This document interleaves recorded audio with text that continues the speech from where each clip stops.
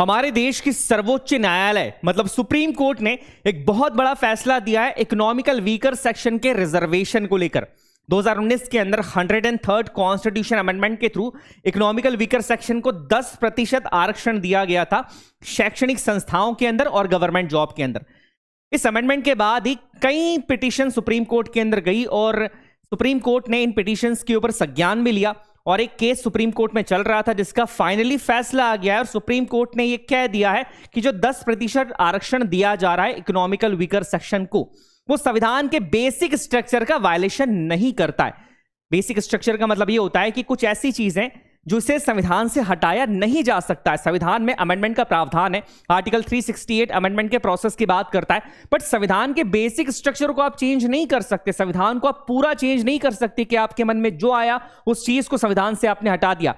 तो यह कहा गया था कि ये जो ईडब्ल्यूएस कैटेगरी को 10% का आरक्षण दिया जा रहा है, ये इस बेसिक स्ट्रक्चर का वायलेशन कर रहा है, इसे नहीं दिया जाना चाहिए। इसी को लेकर एक केस सुप्रीम कोर्ट में चल रहा था और सुप्रीम कोर्ट में फैसला आ गया। देखिए क्या फैसला दिया है सुप्रीम कोर्ट ने। साफ साफ ये कहा है कि does not violets basic structure of constitution, संविधान के जो बेसिक स्ट्रक्चर है उसका उल्लंघन नहीं करता है अगर 10% रिजर्वेशन दिया जाता है ईडब्ल्यूएस कैटेगरी को और इस रिजर्वेशन को बरकरार रखा गया, इसे चेंज नहीं किया गया है। इसका जो फैसला है वो कॉन्स्टिट्यूशनल बेंच की जजेस की पैनल ने दिया है। कॉन्स्टिट्यूशनल बेंच का मतलब ये होता है कि उसमें कम से कम 5 जजेस होते हैं। जब भी संविधान से रिलेटेड कोई मुद्दा आता है उसके लिए कॉन्स्टिट्यूशनल जजेस की बेंच को बुलाया जाता है। कॉन्स्टिट्यूशनल जजेस की जो बेंच होती है वो बैठती है, वो पूरा पैनल बैठता है जिसमें कम से कम 5 जजेस होते हैं और 3-2 से फैसला दिया गया है। मतलब 3 जजेस एग्री थे कि जो 10% रिजर्वेशन दिया जा रहा है उससे संविधान के बेसिक स्ट्रक्चर का वायलेशन नहीं हो रहा है, पर 2 जजेस इस बात से डिसएग्री थे। उनका यह मानना था कि बेसिक स्ट्रक्चर का वायलेशन हो रहा है और यहां पर इन 2 जजेस में से भारत के सीजीआई भी थे। जस्टिस यूयू ललित की बात की जा रही है, उदय उमेश ललित जी ने भी यह माना कि इससे बेसिक स्ट्रक्चर का वायलेशन हो रहा है। अब देखिए पूरा मामला क्या है। साल 2019 के अंदर एक अमेंडमेंट लाया गया था संविधान में जो था 103rd कॉन्स्टिट्यूशन अमेंडमेंट एक्ट। उसके थ्रू किया यह गया कि 10% का आरक्षण दिया गया था। किसको दिया गया था? जनरल कैटेगरी के अंदर ऐसे लोग जो कि इकोनॉमिकल वीकर है।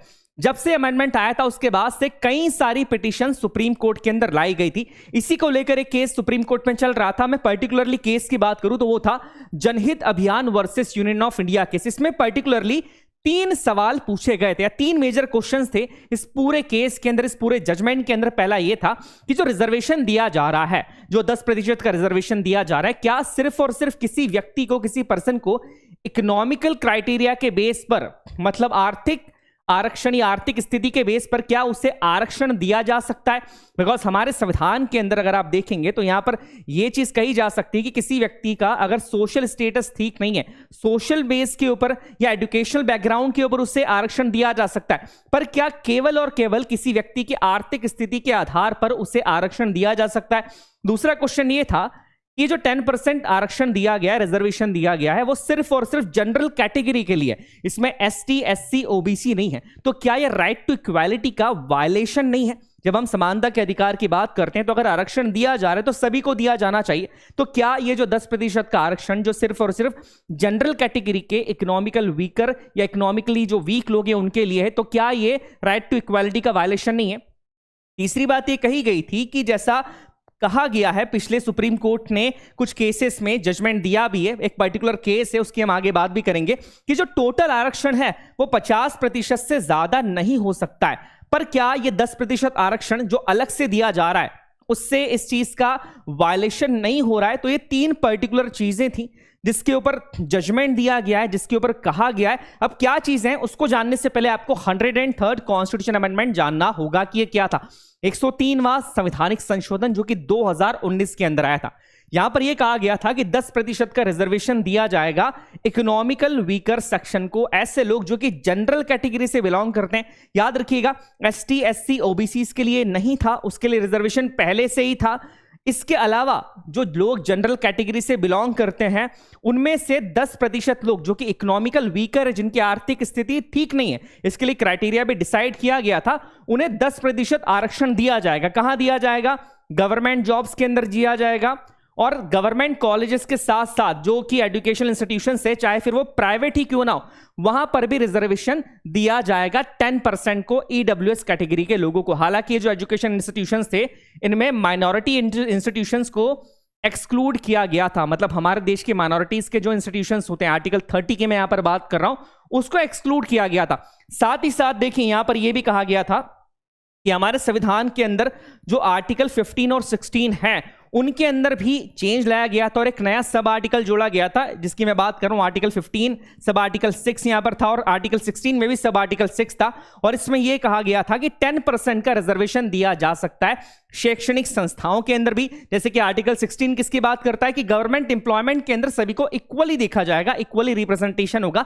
बट यहां पर यह कहा गया था इसे जोड़ने के बाद कि 10% का रिजर्वेशन दिया जा सकता है इकोनॉमिकल वीकर सेक्शन को। देखिए अभी की स्थिति की बात की जाए तो अभी हमारे देश में शेड्यूल कास्ट के लिए 15% आरक्षण का प्रावधान है, शेड्यूल ट्राइब के लिए 7.5% आरक्षण का प्रावधान है और अदर बैकवर्ड क्लासेस के लिए 27% का प्रावधान है।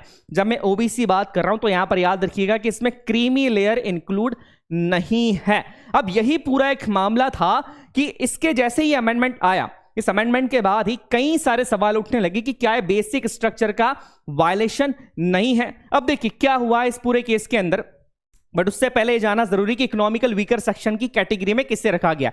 पहली बात, कोई भी व्यक्ति जो जनरल कैटेगरी का है, जिनकी सालाना आय 8 लाख से कम है, जिनके पास 5 एकड़ से कम एग्रीकल्चरल लैंड है, मतलब ऐसी जमीन जिसपे वो खेती करते हैं, और जो रेसिडेंशियल प्लॉट है वो आपका 200 स्क्वायर यार्ड से कम होना चाहिए। अगर ये सारी चीजें हैं तो आप ईडब्ल्यूएस कैटेगरी के अंदर आते हैं। अब यही पूरा केस था, इसी को लेकर बात की जा रही थी। यहां पर मेजर जजेस ने बेसिकली ये कहा कि देखिए अगर सिर्फ आर्थिक आधार पर आरक्षण दिया जा रहा है यहां पर तो ये गलत नहीं माना जाएगा, बिकॉज हमारा जो बेसिक चीज है वो क्या है कि ऐसे वर्गों का उत्थान करना, समाज के एक लेवल के ऊपर लेकर आना। तो भले ही वहां पर उनको सोशल बैकग्राउंड के ऊपर या एजुकेशनल बैकग्राउंड के ऊपर आरक्षण नहीं दिया जा रहा है, पर अगर आर्थिक बैकग्राउंड के ऊपर या सीधी सीधी बात की जाए इकोनॉमिकल बेस के ऊपर अगर आरक्षण दिया जा रहा है तो ये बेसिक स्ट्रक्चर का वायलेशन नहीं है। क्यों नहीं है? क्योंकि अल्टीमेट गोल क्या है, समाज के अंदर कुछ लोगों का उत्थान करना, उन्हें एक लेवल तक लेकर आना ताकि सभी एक समान लेवल पर आ जाए। तो ये कैसे इसका वायलेशन किया जा सकता है। इसके बाद हम बात करेंगे एक इंपॉर्टेंट केस की, जैसे वहां पर एक कहा गया कि 50% से ज्यादा रिजर्वेशन नहीं दिया जा सकता। सुप्रीम कोर्ट ने अपने एक जजमेंट के अंदर, काफी इंपॉर्टेंट जजमेंट है ये, जजमेंट है Indira Sawhney and other versus Union of India case, जो कि 1992 के अंदर था। याद रखिएगा, इंपॉर्टेंट ईयर भी काफी इंपॉर्टेंट है। इस केस के अंदर सुप्रीम कोर्ट ने 27% रिजर्वेशन ओबीसी का उसे अपहोल्ड किया था कि 27% रिजर्वेशन ओबीसी को दिया जाएगा। बट इस केस में यह भी कह दिया था कि जो 27% रिजर्वेशन ओबीसी को दिया जा रहा है इसमें क्रीमी लेयर नहीं आनी चाहिए। क्रीमी लेयर का क्या मतलब होता है? ऐसे लोग जो कि ओबीसी बैकग्राउंड से बिलोंग करते हैं बट आर्थिक रूप से वो काफी सक्षम है। इस केस के अंदर एक और बात कही थी कि किसी भी राज्य के अंदर जो टोटल रिजर्वेशन है, जो रिजर्वेशन दिया जा रहा है टोटल, वो 50% से ज्यादा नहीं होना चाहिए। मैक्सिमम 50% दे सकते हैं।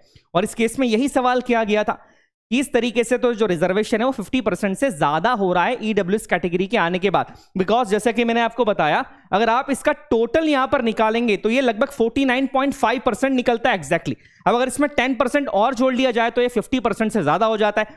इसी केस के अंदर, इंदिरा सोहाय केस के अंदर, एक और चीज कही गई थी कि प्रमोशन के अंदर कोई भी रिजर्वेशन नहीं दिया जाएगा।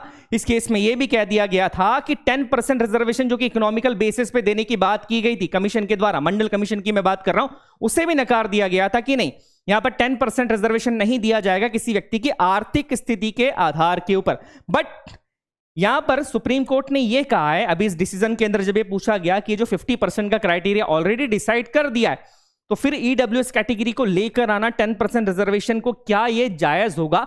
यहां पर सुप्रीम कोर्ट ने कहा है कि देखिए, ये जो आप बात कर रहे हैं, इस केस की बात कर रहे हैं, ये इस तरीके की चीज नहीं है कि इसे चेंज किया ही नहीं जा सकता है। कोई सोलो क्राइटेरिया नहीं है, इसे चेंज किया जा सकता है। सिचुएशन के हिसाब से आप इसे चेंज कर सकते हैं। ये कोई सोल क्राइटेशन नहीं है, एक सोल क्राइटेरिया नहीं है कि आप इसे चेंज ही नहीं कर सकते, इसे चेंज किया जा सकता है। ये बात यहां पर कही है। तो जो पॉइंट था कि क्या 50% से ज्यादा दिया जा सकता है, उसको भी सुप्रीम कोर्ट ने कहा है कि हां, यहां पर किया जा सकता है, क्योंकि ये सोल क्राइटेरिया नहीं है, इसे चेंज किया जा सकता है। अब आगे हम थोड़ी सी और बात करेंगे, क्योंकि यहां पर जो बात की गई है बेसिक स्ट्रक्चर की कि संविधान का बेसिक स्ट्रक्चर है क्या।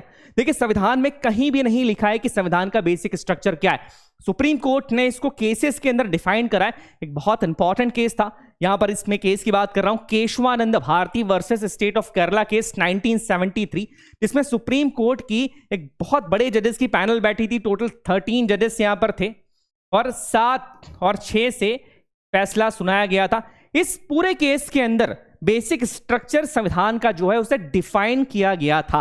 अब वो बेसिक स्ट्रक्चर के अंदर क्या क्या चीजें लेकर आई गई थी, जैसे supremacy of the constitution, separation of powers between the legislature, the executive and the judiciary, Republican and the democratic form of government, secular character of the constitution, ऐसी बहुत सारी चीजें थी। बेसिकली इसमें यह कहा गया था कि इन सारी चीजों को चेंज नहीं किया जा सकता, ये बेसिक स्ट्रक्चर है। बट यहां पर साफ कर दिया गया है अब कि जो ईडब्ल्यूएस कैटेगरी को 10% रिजर्वेशन दिया जा रहा था, आर्थिक आरक्षण जो दिया जा रहा था उनकी इकोनॉमिकल कंडीशन के ऊपर, उसे एज इट इज रखा गया है, उसे खत्म नहीं किया जा रहा है। उसे संविधान के बेसिक स्ट्रक्चर का जो वायलेशन कहा जा रहा था उसे ऐसा कुछ भी माना नहीं गया है। तो ये एक पूरा फैसला यहां पर लिया गया है। काफी लंबे समय से केस जो है वो कोर्ट के अंदर था और अब फाइनली इस पर फैसला आ गया है। तो ये पूरी न्यूज थी, आपकी किसी भी एग्जामिनेशन के लिए बहुत बहुत बहुत ज्यादा इंपॉर्टेंट है। चलिए, मैं आपसे नेक्स्ट लेक्चर के अंदर मिलता हूं। आप सभी अपना ध्यान रखिएगा। जय हिंद, जय भारत।